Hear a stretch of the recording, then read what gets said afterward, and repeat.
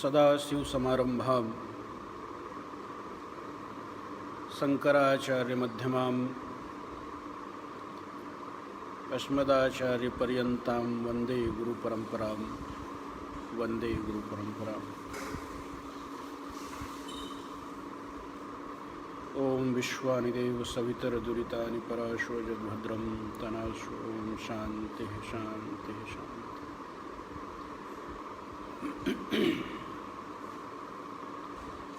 देवाधिदेव विश्वनाथ के चरणारविंदों में कोटि सह नमन।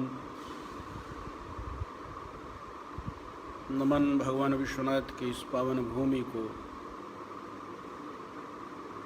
कलिमल नाशिनी भगवती जाह्नवी को, संतों को, विप्रों को, श्रोता स्वरूप नर नारी के हृदय में विद्यमान नारायण को मेरा कोटि सह नमन।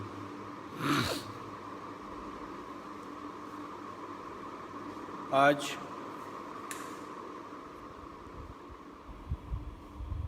स्वदेशी जागरण मंच के द्वारा आयोजित यह विचार गोष्ठी भगवान विश्वनाथ के चरणों में समर्पित करते हुए पावन भारत भूमि, जहाँ मनुष्यता की कामना की गई है, जहाँ कामना की गई है विश्व बंधुत्व की, वहाँ के महामानवों को आज के मंच का यह सत्संग समर्पित। हमें कुछ दिन पूर्व प्रेम से जिन्हें लोग ओम जी जानते हैं, उन्होंने संपर्क किया और कहा कि स्वामी जी, स्वदेशी के ऊपर आपका एक दिन प्रबोधन हो। मुझे अजय जी से संपर्क हुआ। जो योजना और रचना बनाई, आज वह सत्संग के रूप में परिणित हम सबको दिखती है।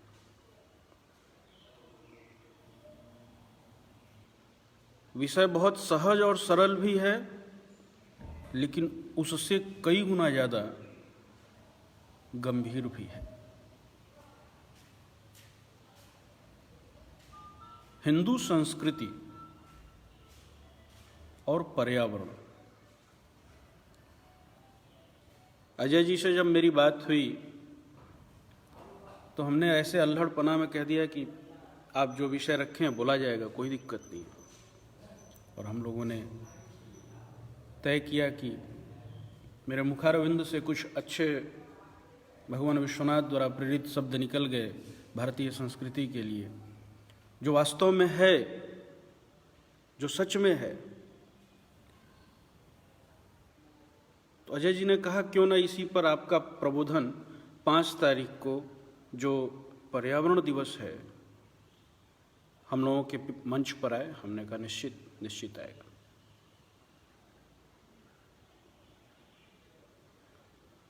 आइए विषय में प्रवेश करते हैं।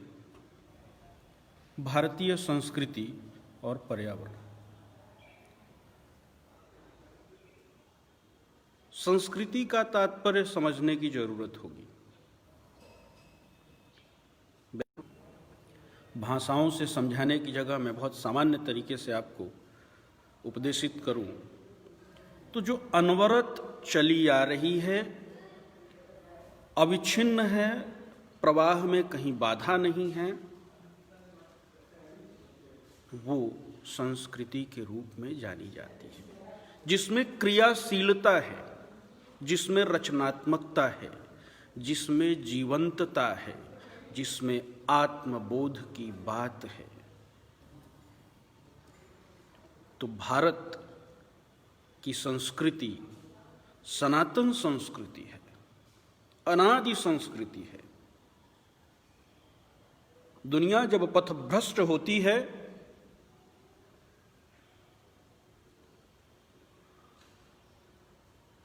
तो वह भारत की तरफ देखती है कि भारत कौन सा मार्गदर्शन, कौन सा उपदेश और कौन सा उपदेशक दुनिया के सम्मुख रखेगा।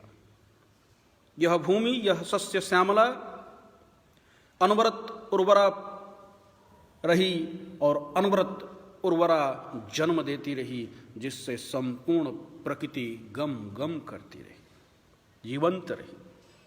भारत की संस्कृति को अगर एक शब्द में व्याख्यानित किया जाना चाहिए, अगर कहना चाहिए किसी को, या कोई कहने की चेष्टा करेगा, तो यह संस्कृति राम और कृष्ण की है। राम और कृष्ण की। आपको समझने में आसानी होगी।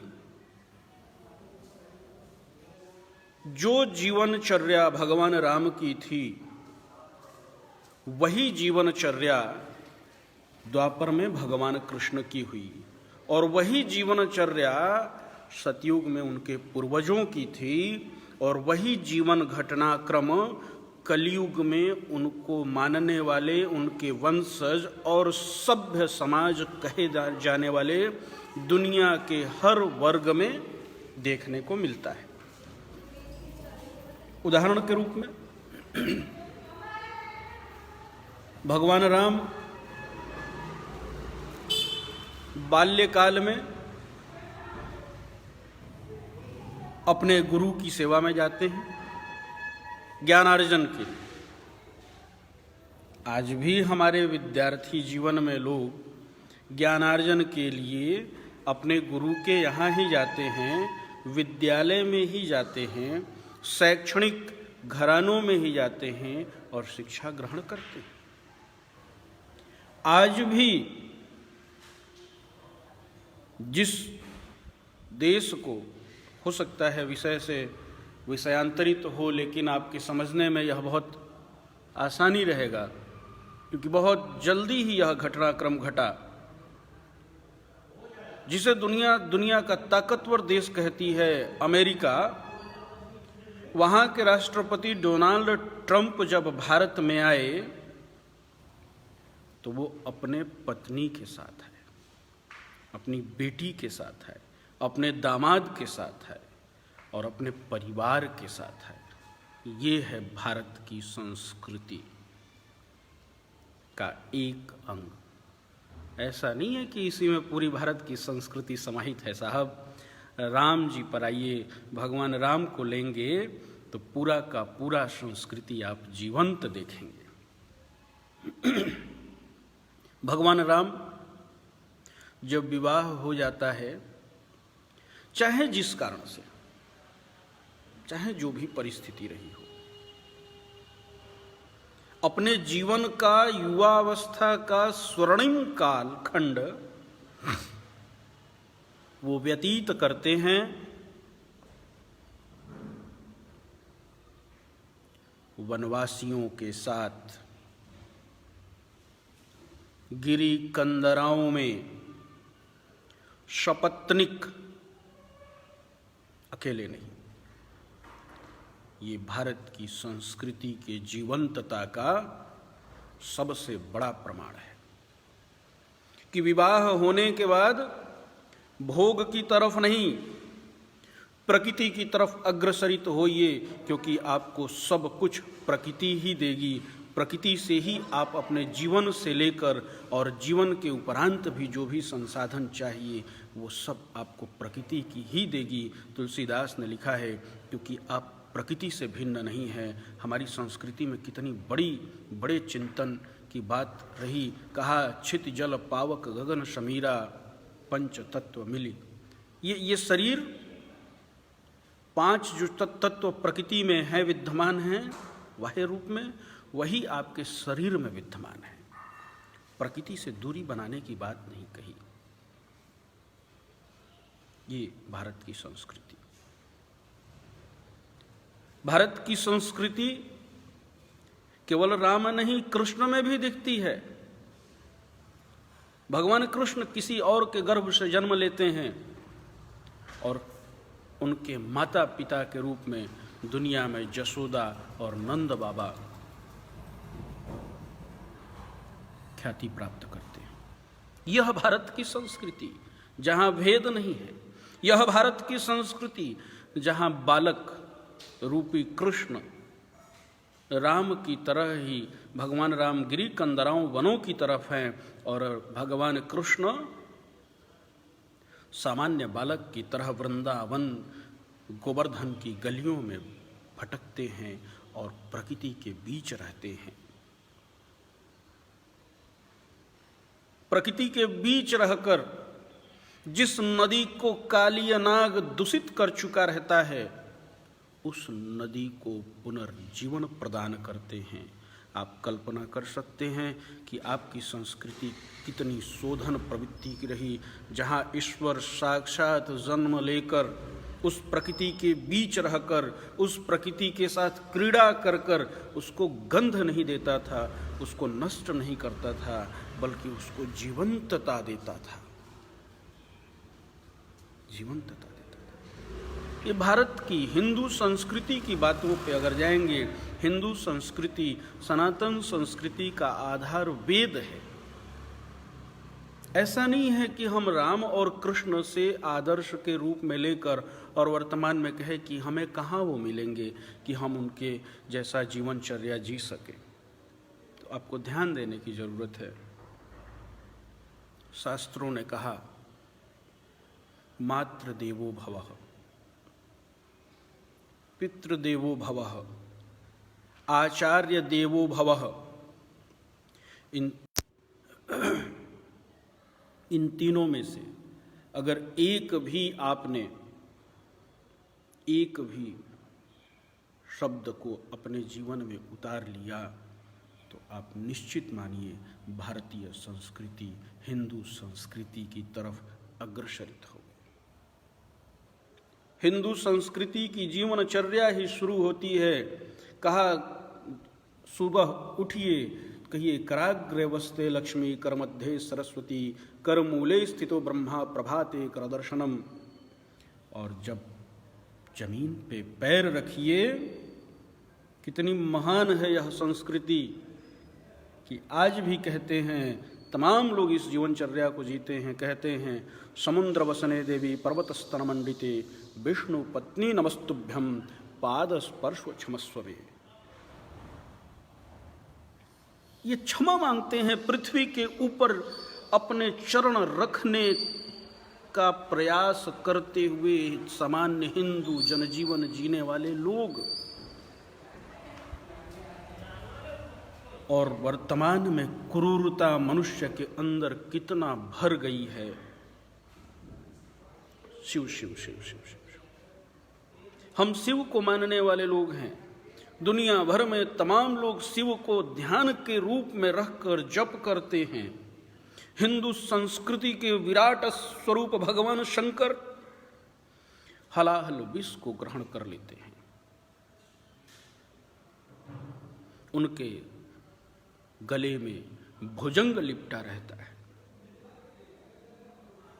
सनातन संस्कृति है, ये कोई खेल नहीं है।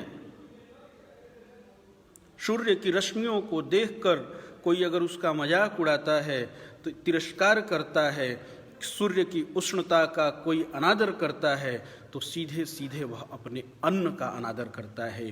क्योंकि अगर सूर्य की उष्णता, सूर्य की तीक्ष्णता, सूर्य की रश्मियाँ अगर पृथ्वी पर नहीं आएंगी तो आप जो अन्न ग्रहण करते हैं वो कहाँ से आएगा। वैसे ही हमारे देवताओं के स्वरूप में विद्यमान लक्षणों को बहुत गंभीरता से चिंतन करने की जरूरत है। ये नहीं कि सूर्य ने गर्मी दिया, पसीना पोंछा और कहा उफ कितनी गर्मी है। उस समय यह भी सोचना चाहिए कि इसी उष्णता के कारण यह पृथ्वी अन्न दे रही है, हमें अन्न दे रही है। सनातन धर्म ने जब मनुष्यता अंधकार के एकदम गर्त में चली गई, जहाँ राक्षसी प्रवृत्तियाँ, जिस तरह से अभी हाल में ही आपने सुना कि केरल के अंदर लोगों ने कैसे कैसे जीव हैं दुनिया में। यहाँ हमारे आराध्य गले में भुजंग को लपेटे रहते हैं और एक मतलब असहाय प्राणी को क्रूरता की पराकाष्ठा, इसको विक्षिप्तता कहते हैं साहब, और कुछ नहीं कह सकते। और विक्षिप्तता कहकर उसको छोड़ देना सरकार और मानवता का सबसे बड़ा मक्कारी का काम होगा। विक्षिप्त व्यक्ति को भी बराबर सजा देनी चाहिए। रावण से बड़ा विक्षिप्त कोई नहीं था, कुंभकर्ण से बड़ा विक्षिप्त नहीं था कोई, लेकिन उसको सजा मिली। ऐसे विक्षिप्त लोग ही संस्कृति को भी कलुषित और कलंकित करते हैं, क्योंकि उन्हें उनके किए गए कर्म की सजा नहीं मिलती। हमारे जीवन में केवल हमारे हिंदू संस्कृति के आ जाने मात्र से जो हम आज तमाम वैश्विक कारणों से अपने आप को कहीं कहीं असहाय महसूस करते हैं, कहीं हमें नवजागरण का कल्पना करना पड़ता है, कहीं हमें यह सोचना पड़ता है कि हम दुनिया के आक्रांताओं द्वारा घिरते जा रहे हैं वैश्विक व्यवसाय के क्षेत्र में, तो वहाँ अगर उसका कोई निदान है तो केवल और केवल भारतीय और सनातन हिंदू संस्कृति ही है।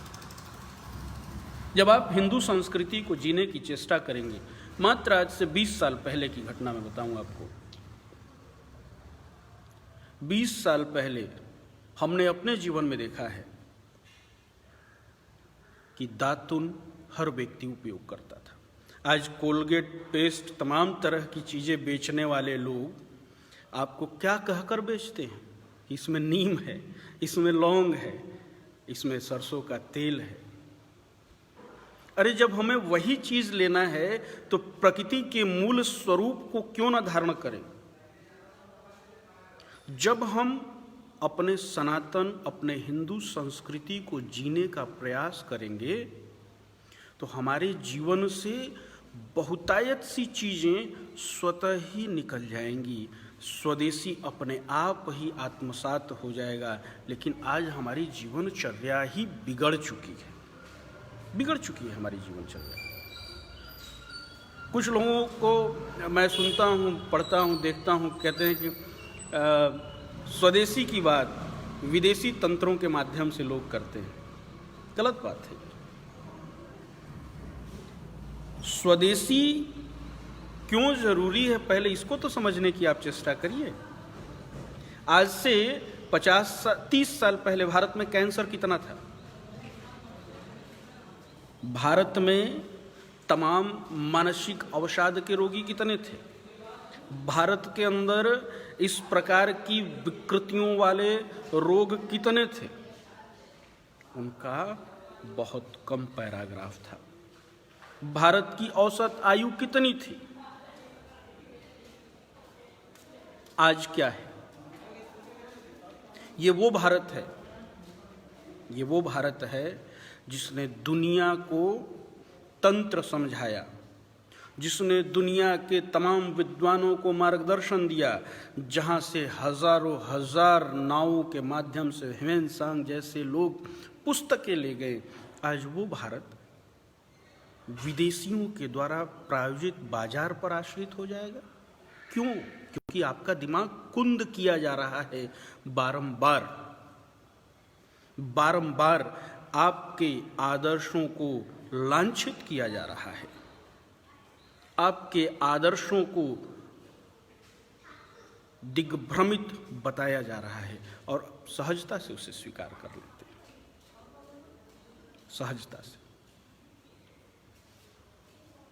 स्वदेशी इसलिए नहीं जरूरी है कि किसी और की आवश्यकता है, स्वदेशी इसलिए जरूरी है क्योंकि वह आपकी आवश्यकता है। स्वदेशी बने ना, कोरोना आया और जो आप विदेशी परिवारवाद लेकर चल रहे थे, मैं सुखी मेरा पिया सुखी, कितना अच्छा लगा, कितना अच्छा लगा। 3 महीने आप लोग रहे होंगे, हम सभी लोगों ने व्यतीत किया।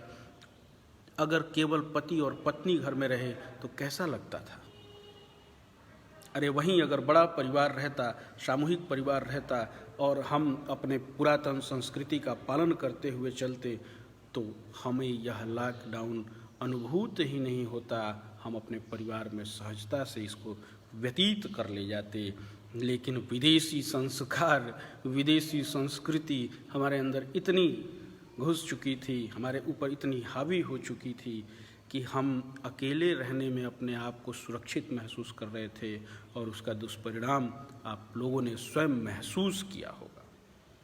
ये एक छोटा सा, ये भारत की संस्कृति नहीं है, स्वदेशी संस्कृति नहीं है, ये विदेशी संस्कृति थी एकल परिवार, न्यूक्लियर फैमिली।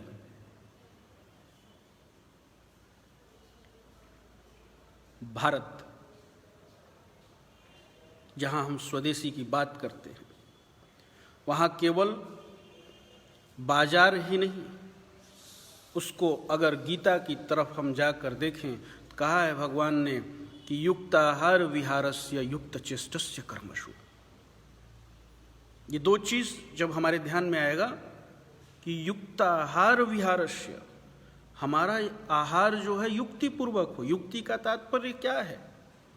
कौन हमारे शरीर के अनुकूल है, कौन हमारे प्रकृति में हुआ है, कौन हमारे भूमि में हुआ है, जिस मिट्टी से मैं बना हूँ, जिस मिट्टी में मैं रहता हूँ, जिस प्रकृति के बीच में हूँ, उस मिट्टी, उस प्रकृति, उस वातावरण में उत्पन्न हुआ अन्न ही मेरे लिए लाभकारी हो सकता है, न कि विदेशी धरती पर उत्पन्न हुआ अन्न, न कि विदेशी धरती से बना हुआ संसाधन। पहले आपके अन्न को दूषित किया गया और तब लाया गया आपके लिए क्रीम लगाइए गोरे हो जाइए। हम तो कहते हैं पढ़े लिखे लोग होगे तो जरा फेयर एंड लवली पे केस करो। कितने फेयर एंड लवली लोग लगाकर गोरे हो गए, कितने लोग पियर्स साबुन लगाकर गोरे हो गए। दुनिया में तमाम इस प्रकार के षड्यंत्र किए जाते हैं और आपके ऊपर बार बार थोपे जाते हैं। और हमारे नारद भक्ति सूत्र में कहा गया है कि जब एक चीज को आप बार बार देखेंगे ना, बार बार सुनेंगे, बार बार उससे मिलेंगे, तो आपको उससे प्रेम हो जाएगा, और प्रेम हो जाएगा तो आप उसको अपने घर में ले आएंगे। तो जरूरत है युक्ताहार। अपना भोजन क्या है, आप कहाँ के हैं, किस गांव के हैं, किस मूल के हैं, किस क्षेत्र के हैं, आप कहाँ जन्मे हैं, वहाँ का लोकल फूड क्या है, पहले उस पे जाइए। फिर कहा युक्ताहार विहारस्य, फिर आप इस देश को देखिए, इस देश में विचरण करिए, इस देश में घूमिए युक्ति पूर्वक। ये नहीं कि जो मन में आया वही कर लिया।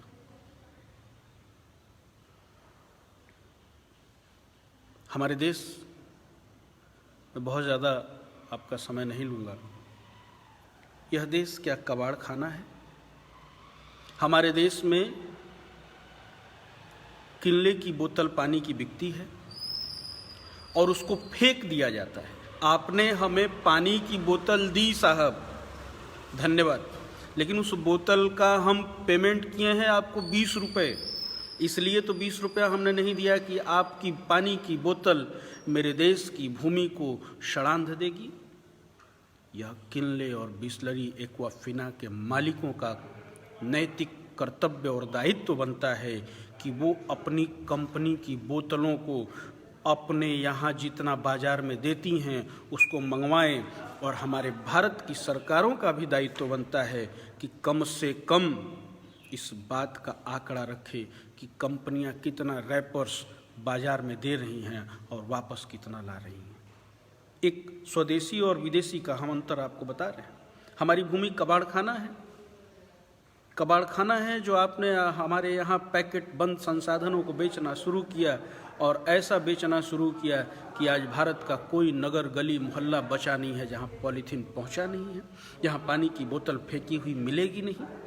ठीक है, हमारे लोग गलत हुए, लेकिन गलत बनाने का कारक कौन है, मूल कौन है? वो जो आपने रैपर, वो जो आपने बोतल, वो जो आपने अपने बाजारीकरण के अंधाधुन बवंडर में भारत के अंदर ये संसाधन बेचे, जिसका आपको पूरा पूरा पैसा मिला, उस संसाधन को क्या आपने अपने यहाँ दोबारा बुलाया? क्योंकि वह पृथ्वी के योग्य नहीं है, मानवता के हित में नहीं है, मानवता के श्रेयस्कर नहीं है। दुनिया के श्रेष्ठ लोग कंपनियों को चलाते हैं, प्रबंध शास्त्र के लोग उनके यहाँ रखे जाते हैं, लेकिन वो क्या करते हैं? अरे ये भारत रहेगा तभी आपको नानक मिलेंगे, गुरु गोविंद सिंह मिलेंगे, गौतम बुद्ध महावीर मिलेंगे।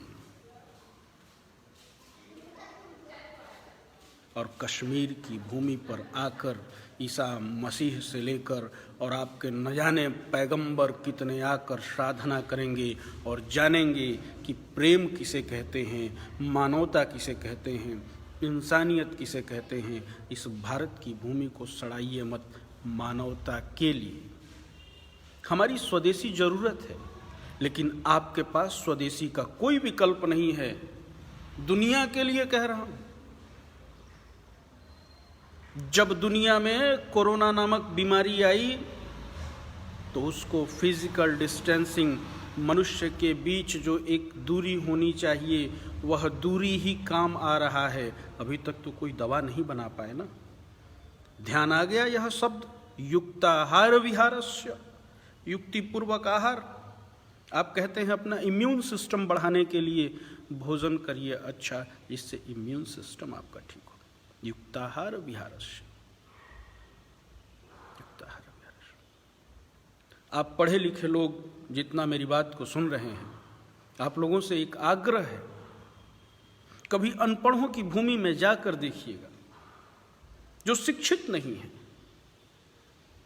जो वनवासियों की तरह रहते हैं, जैसे गिरी कंदराओं के बीच में रहते हैं, उनका गांव कितना स्वच्छ और सुंदर है। वो गंदगी के नाम पर आज भी एक सभ्य समाज से कम गंदगी करने का प्रयास करते हैं। हम सभ्य हैं, लेकिन हमारी सभ्यता में जंग लग गया है, जैसे अभी केरल में लोगों ने किया। एक हाथी तड़पती रही, बारूद रखने वाला कितना निकृष्ट था, 2 दिन लोग बताया कि तड़प रही थी, वो देखने वाले कितने निकृष्ट थे। आपके अंदर कितनी मानवता बची है? आपके अंदर भारतीय संस्कृति, हिंदू संस्कृति कितनी बची है? आप इस्लाम की नुमाइंदगी करने वाले हो सकते हैं, लेकिन रहते हिंदुस्तान में हैं। दुनिया के किसी भी कोने में जाएंगे, आप हिंदुस्तान की नुमाइंदगी करने वाले माने जाएंगे, न कि इस्लाम की नुमाइंदगी करने वाले।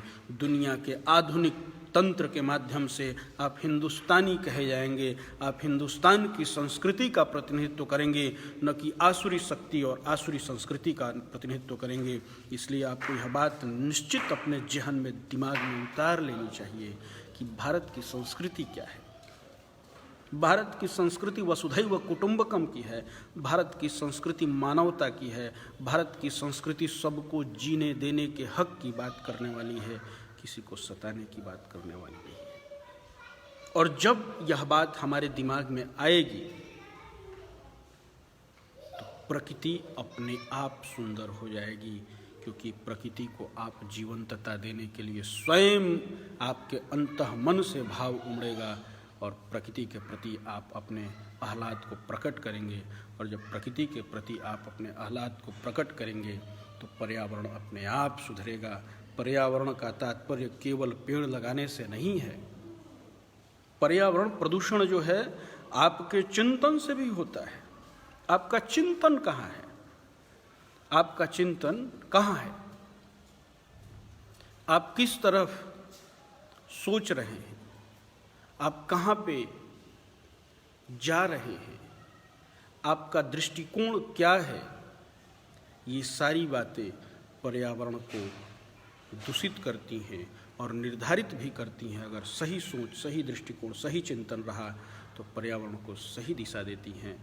तो आज जो हमने पूर्व में सारी बातें कही कि भारत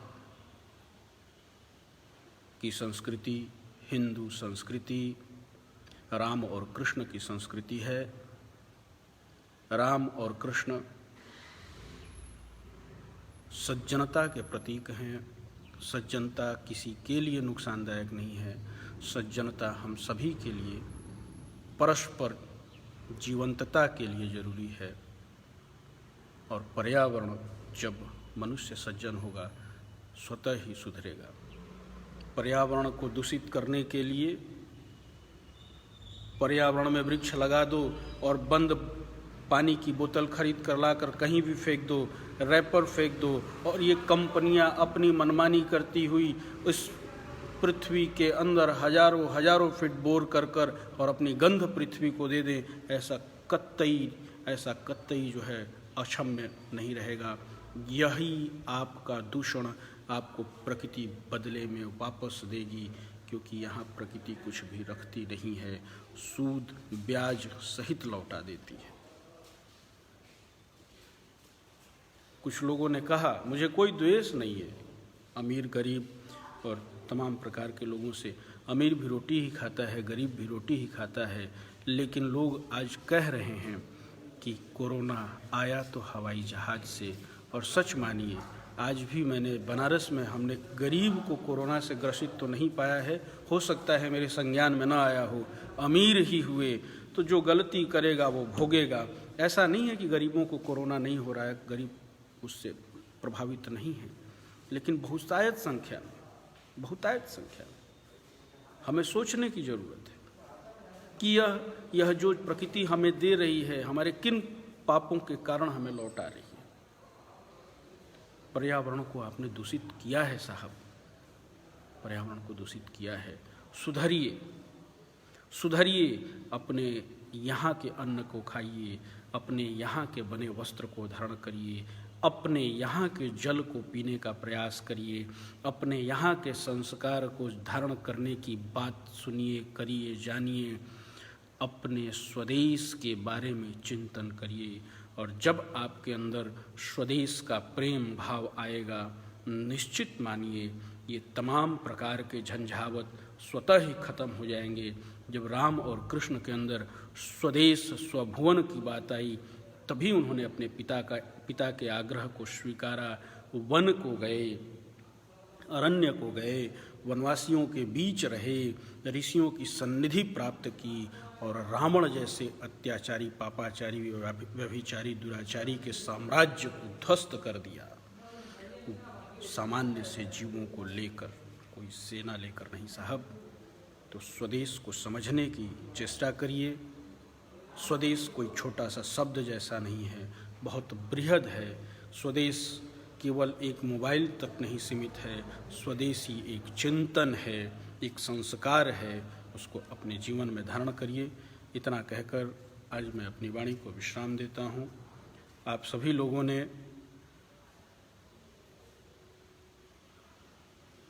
हमारे द्वारा प्रबोधित विषय को सुना, इसके लिए खूब खूब साधुवाद। अजय जी को पुनः पुनः साधुवाद। डॉक्टर पांडे साहब को साधुवाद, जो मुझे स्वदेशी जागरण मंच पूर्वी उत्तर प्रदेश के इस पेज से जोड़ा और प्रबोधन के लिए सहजता, सुगमता का मार्ग बताया कि कैसे इससे जुड़कर किया जा सकता है। वैसे पूर्व में भी आता रहा हूँ और इन सभी के सूत्रधार हमारे ओम जी को ढेर सारी शुभकामनाओं के साथ आशीर्वाद। ओम जी जीते जागते स्वदेशी के उदाहरण हैं। ये मूलतः अमाव गांव के रहने वाले हैं और इन्होंने भरौली में ही गांव में अपना मकान बनाया। बड़े अधिकारी थे, रिटायर हुए, शहर में भी मकान है, पूरा लॉकडाउन गांव में व्यतीत किया। और यही नहीं, गांव के अंदर विद्यालय डाला, गांव के लोगों के लिए अंतर्राष्ट्रीय स्तर के चिंतनों के साथ। अंतर्राष्ट्रीय स्तर का चिंतन आने के बाद ये मत समझना कि अमेरिकन स्टाइल की जो हमारी कन्वर्सेशन प्रोनाउंसिएशंस हो उसी को अंतर्राष्ट्रीय मानदंड मान लिया जाए। अंतर्राष्ट्रीय मानदंड आज की डेट में अगर किसी से कोई पूछे व्हाट इज़ द मेडिटेशन, और मेडिटेशन के बारे में आप जब पेज खोलने जाएंगे तो भारतीयों से ज़्यादा विदेशी करते हुए दिख जाएंगे साहब। ये है अंतर्राष्ट्रीय मानदंड, ये है जहाँ अपनी संस्कृति दिखती है कि उसमें दम है, उसमें इतना दम है कि दुनिया को प्रज्वलित कर सकती है, दुनिया को दिशा दे सकती है। तो वैसे ओम जी को भी खूब सारा साधु आज जिन्होंने स्वदेशी के मंच पर मुझे बुलाया, और मैं पुनः आग्रह करूंगा, स्वदेश चिंतन का ही अभाव था, अभाव है, जिसके कारण आप पशु हो गए। एक गर्भवती हाथी को मारा, इंसान को आप पशु से भी क्रूर तरीके से वध करने के लिए आप प्रेरित हो जाते हैं। हद हो गई है आपके चिंतन की, क्योंकि आपका चिंतन विदेशी आक्रांताओं के चिंतन जैसा हो गया है। आपको लगता है कि इस भूमि पर रहने वाला व्यक्ति मेरा नहीं है। यह गलत बात है।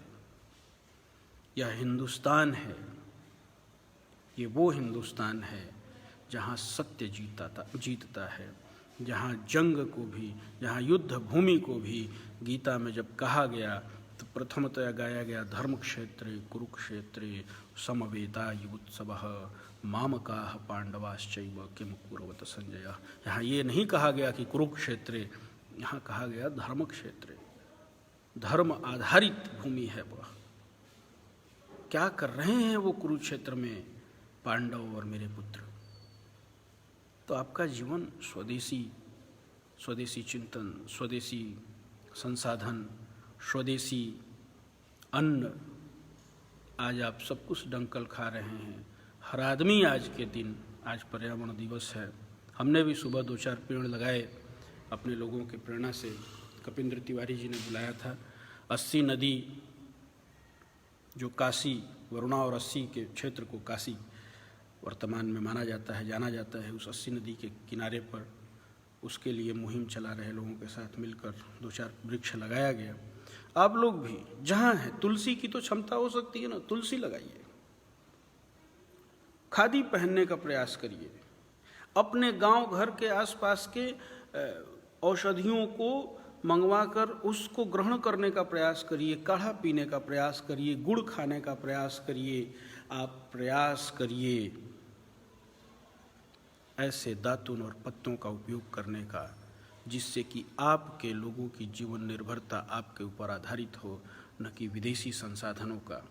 अरे एक दिन लगा कर तो देखिए, नीम और बिल्वपत्र, अपने चेहरे पर कितने पिंपल्स ऐसे ही खत्म हो जाएंगे, पता नहीं चलेगा। 2-4-5 दिन थोड़ा चबा कर तो देखिए, चबा कर देखिए नीम और बिल्वपत्र, कितना आनंद आएगा। अरे आप विदेशियों के हाथों में क्यों खेलने जाते हो साहब? क्यों बाजार का हिस्सा बन रहे हो? आप अपने को स्वावलंबी बनाइए, अपने लोगों के ऊपर आश्रित होइए, अपने स्वदेश के संसाधनों को समझिए, पहचानिए, जानिए और उसको ग्रहण करने का प्रयास करिए। इतना कहकर अपनी वाणी को विश्राम देने का प्रयास करूंगा। जो भी इस आयोजक मंडल में लोग लगे, उन सभी लोगों को खूब सारा आशीर्वाद, और हम मनुष्य बने, हम शिक्षित बने, हम दुनिया को प्रकाशित करने का संकल्प लें। हम अपने यहाँ के संसाधनों से बताएं कि यही वो बाजरा, ज्वार, मक्का है जो आपको जीवन दे सकता है। हमारी हल्दी में अगर गुण नहीं होता तो अमेरिका पेटेंट कराने के लिए क्यों ललायित होता, और नीम को पेटेंट कराने के लिए हम अपने गुणवान चीज़ों को समझने की चेष्टा करें। इन्हीं सब बातों के साथ आप सब लोगों को खूब खूब आशीर्वाद। पुनः हम लोग मिलेंगे, समझेंगे, चर्चा करेंगे अन्य विषयों पर भी। और स्वदेशी जागरण मंच के इस पूर्वी उत्तर प्रदेश के पेज को ढेर सारा आभार, स्नेह और आशीर्वाद। ओम पूर्णमदः पूर्णमिदं पूर्णात् पूर्णमुदच्यते पूर्णस्य पूर्णमादाय पूर्णमेवावशिष्यते। ओम शांति शांति शांति। पांडे जी को फिर से खूब खूब आशीर्वाद, खूब खूब आशीर्वाद।